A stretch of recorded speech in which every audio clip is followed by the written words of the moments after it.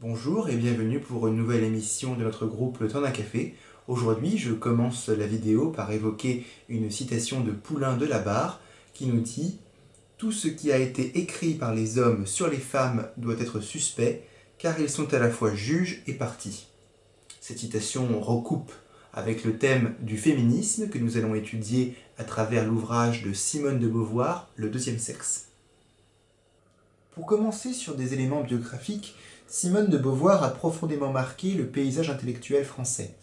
Tour à tour enseignante, femme engagée, philosophe et romancière, la compagne de Jean-Paul Sartre, Simone de Beauvoir laisse derrière elle une œuvre aussi dense que variée. Elle naît le 9 janvier 1908 à Paris, issue d'une famille bourgeoise qui rapidement connaîtra des difficultés financières. Elle entame à 17 ans des études de lettres et de mathématiques.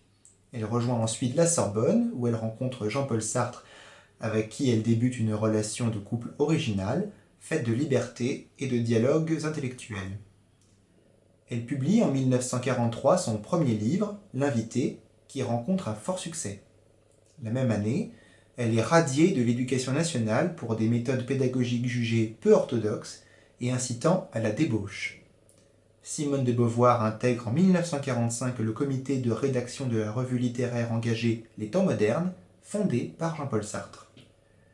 Elle publie Le deuxième sexe en 1949, œuvre qui devait plus tard devenir l'un des livres phares du féminisme français et américain. Vendue à plus de 22 000 exemplaires dès la première semaine, l'œuvre sera à l'origine d'une intense controverse. De Beauvoir se rapproche dans les années 70 des mouvements féministes, qu'elle avait, comme on le verra, initialement critiqué. Elle militera notamment activement pour le droit à l'avortement, notamment à travers le mouvement Choisir, cofondé avec Gisèle Halimi. Suite à la mort de Jean-Paul Sartre, elle publie en 1980 La cérémonie des adieux, où elle décrit les dernières années de sa vie avec son compagnon. Elle meurt 6 ans plus tard, à Paris. Le point de départ de l'œuvre est la volonté affichée de l'auteur de proposer une approche renouvelée et englobante des fondements de l'identité féminine.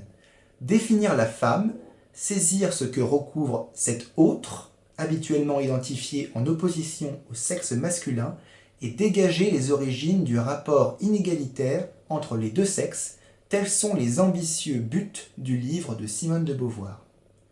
Simone de Beauvoir dédie le premier tome de son œuvre à la recherche des fondements des inégalités entre sexes au travers des apports de la biologie, de la psychanalyse, du matérialisme historique et de l'héritage mythologique. Elle expose chronologiquement les diverses thèses qui, dans le domaine médical, ont posé la différence des sexes.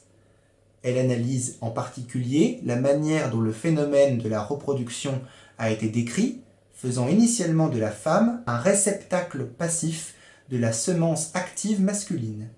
Elle conclut néanmoins le chapitre sur le constat que la biologie moderne, forte de ses enrichissements successifs, ne saurait justifier cette inégalité de fait.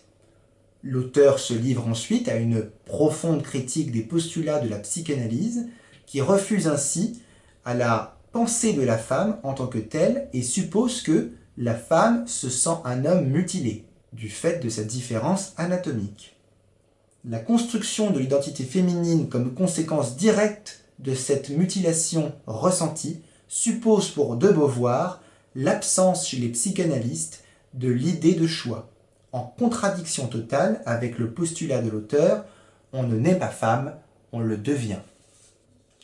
Le troisième chapitre, consacré aux apports du matérialisme historique, laisse une large place aux théories de Friedrich Engels, exposées dans L'origine de la famille, de la propriété privée et de l'État, publié en 1884.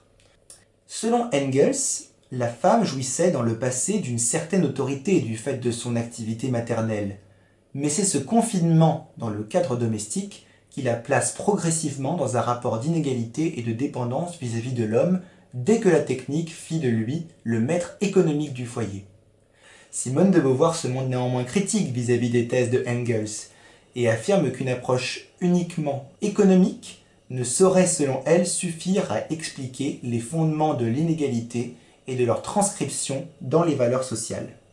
De Beauvoir analyse par ailleurs les événements historiques de la relation homme-femme sous l'angle de la dialectique du maître et de l'esclave, telles qu'elles sont décrites chez Engels, et place le renversement de l'équilibre des sexes à la substitution de l'agnation à la filiation utérine. Dès lors, dit-elle, la femme s'efface devant la souveraineté du père dans un rapport d'assujettissement. L'auteur s'attache ensuite à la relever des éléments qui, dans la mythologie, bâtissent l'image d'une femme symbole de liberté, de victoire, de fertilité ou de protection. Mais cela dans un constant rapport de soumission vis-à-vis de l'homme. Le deuxième tome de l'œuvre débute par l'analyse détaillée de ce qui est, du temps de l'auteur, la formation de la femme, c'est-à-dire l'apprentissage et l'intériorisation de ce rapport d'inégalité vis-à-vis du sexe masculin. Élevées par les femmes, les jeunes filles ne grandissent que dans la trajectoire du mariage. La puberté apparaît ainsi comme la matérialisation de cette fatalité féminine. Le livre aborde ensuite la question de l'initiation sexuelle. L'auteur décrit des expériences érotiques féminines comme autant de violences qui culminent avec le traumatisme de la pénétration. La femme passive, reléguée au rang d'objet, subit la présence masculine au point que la première pénétration est toujours un viol. Cette violence justifie, selon Simone de Beauvoir, le choix, par certaines femmes, de l'homosexualité. Le chapitre suivant est consacré à la question du mariage et ses conséquences sur la condition de la femme. L'auteur le décrit comme un processus et une série de pratiques qui, progressivement, enferment la femme dans un ensemble d'obligations qui confinent la femme au foyer. La maternité est perçue comme l'aboutissement naturel et souhaitable du mariage, tandis que l'interdiction de l'avortement est décrite comme un marqueur essentiel de l'inégalité homme-femme. La déclinaison de ces pratiques aliénantes laisse cependant place, dans le chapitre « Situation et caractère de la femme », à un constat de taille. Simone de Beauvoir pose la résignation des femmes comme l'une des entraves principales à son émancipation. Dépendante et solidaire de l'homme sur le plan économique, c'est en partie librement que la femme participe à cette soumission. Au terme de son œuvre, dans la section intitulée « Vers la libération », Simone de Beauvoir dresse enfin les principes d'une émancipation féminine alliant liberté économique, indépendance vis-à-vis de l'époux, liberté morale mais surtout liberté à la maternité que seule la contraception et l'avortement rendront possible. Voilà, merci d'avoir regardé cette vidéo, je vous laisse dans le descriptif 2 liens pour approfondir le sujet et on se retrouve très bientôt pour un nouveau thème.